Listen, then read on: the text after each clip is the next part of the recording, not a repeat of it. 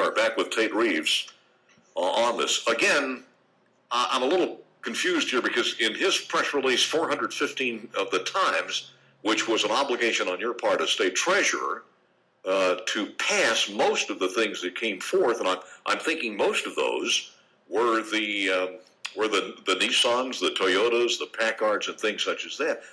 Are you saying that you voted against some of those? And it was a 2-to-1 vote with the governor and Attorney General Hood voting for it, you voted against it. No, that's not correct. I voted against a few of the things. Most of the time... Can you give me an idea which ones you voted against? Certainly. Most of the time, the governor and I agree. The governor is the chairman of the commission. He sets the agenda. There are tons of items that have been passed by the legislature that never make it on the agenda of the bond commission. In fact, in the last 7.5 years, my opponent has tried to say that our votes have led to the entire $3.8 billion in total bonded indebtedness of the state. The facts are, Paul, when the governor and I walked in the door in January of 2004, Mississippi had $3.191 billion in debt outstanding. The legislature has voted to increase by $3.5 billion in the last 8 legislative cycles, and the total bond indebtedness of the state has only increased by $600 million. You can't tell me that some of these were voted for or against his track record as far as what Billy Hughes, as a single individual of the Senate, voted for or against. He may have voted against some of those. Well, actually, he voted for virtually every bond bill that came out of the legislature. He voted for the beef plant. Mm-hmm. He voted for Magnolia Venture. Those are the kind of things that have not occurred on our watch. We have not had a beef plant. We have not had a Magnolia Venture. We have not seen the kind of pork that the legislature has done in the past. Having said that, we have voted to issue debt for things that made sense, where they were long-term capital expenditures, things like infrastructure around the Toyota plant. Economic development projects, because our number one priority in Mississippi, Paul, needs to be bringing better and higher paying jobs to our state. And I'm of the political philosophy that government does not create jobs. It simply creates an environment which encourages the private sector to invest capital and create jobs. And the infrastructure around that is a function of government. And we've done that with PACCAR. We've done that with Toyota. We've done that with many other projects. I want to go back to again, his statement that of the vast majority, over 95%, 96% of the time, that they actually get to you as one of the 3 members of the bond commission. You have voted for them, which is in the amount of, I forgot how many billions of dollars. But at one point you say that you are the watchdog, and then 98, 99% of the time you're voting for those. Then we go back to these that you say never make it to the bond commission. That's correct. And we know the amount of money of those. How much did not clear the bond commission? There is over $1.5 billion. And those are all bonds. $1.5 billion that the governor signed off on, but you voted against the governor. Paul, if they do not go to the bond commission, there is not a recorded vote. There is $1.5 billion in bonds that have been passed by the legislature. Signed. The legislation was signed by the governor that has not been voted on by the bond commission. They are in the category of authorized but unissued. I understand and so that's where the process is. So in the political process of the House and Senate, and then the governor actually signing it, as a bond bill that is justified by the House and Senate and the governor. When it gets to the bond commission, effectively at least 2 members of the bond commission have voted against the governor as the state's chief executive, signing off on the House and Senate's wishes. The governor signs the bill. That does not mean that the governor has put the individual projects on the agenda for the state bond commission. Are these mostly local and privates, or are these as far as like industrial parks in a local place, or what are these? What are these? The bonds that come before the bond commission are either the large majority are economic development, most of which we have approved at the bond commission.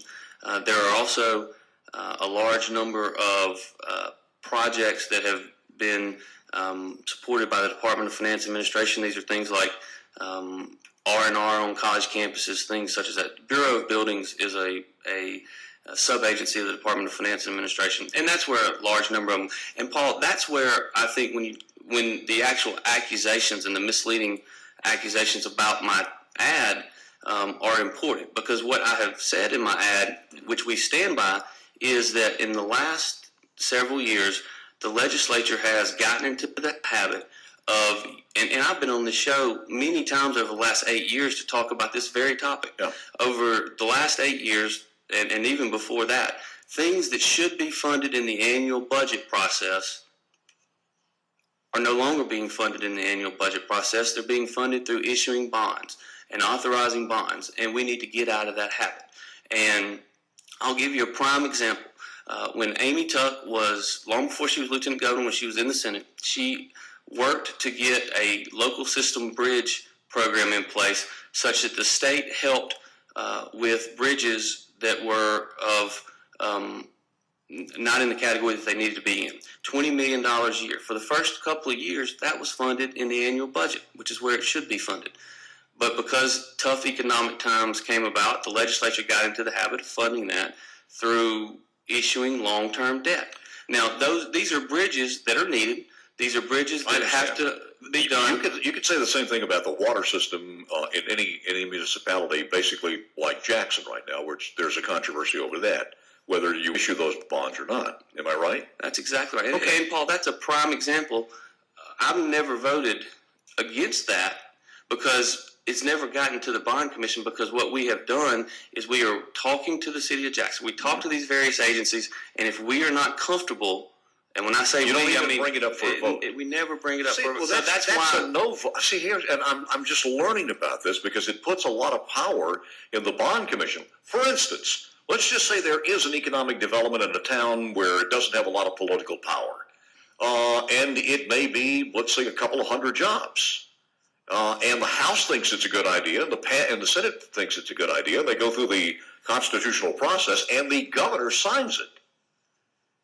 Then the bond commission can just refuse to take it up, almost like a committee not letting the bill out. So it dies without even the bond commission vote. Isn't that the same thing as a negative vote? It is the same thing as a negative vote, and that's why my opponent's attacks are misleading and false.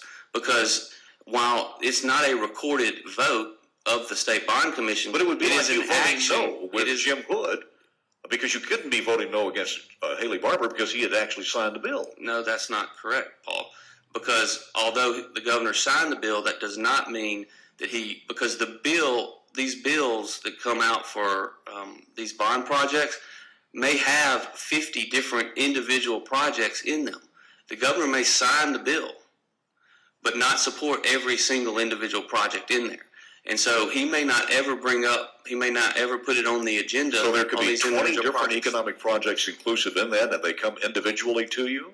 The bond bill that passed the legislature in the 2011 session for $440 plus million actually had tons and tons of different individual projects. So you could have a Nissan project certification or whatever in there, as well as a Jackson water system in the same bill? It's possible. Generally, the bills, what's more common is you could have R&R at Mississippi State and R&R on a specific building at Ole Miss, and you might also have a brand new building at Southern.